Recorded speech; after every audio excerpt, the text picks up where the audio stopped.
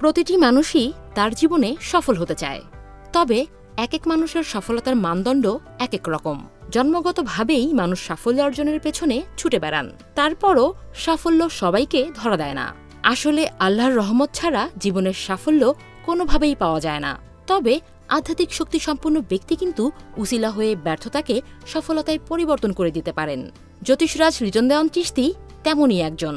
তাই আপনার জীবনের ব্যর্থতাকে পেছনে ফেলে সাফল্য পেতে আজই চলে আসুন জ্যোতিষরাজ লিটন দেওয়ান চিশতির কাছে। লিটন দেওয়ান চিশতি সাহেব, তার কাছে এসেছি আমি আরও আগে কয়েকবার এসেছি। যেই সমস্যাগুলো নিয়ে এসেছিলাম সেই সমস্যা থেকে আমি মুক্তি পেয়েছি এবং রক্ষাও পেয়েছি। তাই আমি মনে করি আমি যখন এখানে এসে মুক্তি পেয়েছি এবং আল্লাহর উসিলায়, আল্লাহর রহমতে, জ্যোতিষ সাহেবের উসিলায় আমি রক্ষা পেয়েছি, মুক্তি পেয়েছি।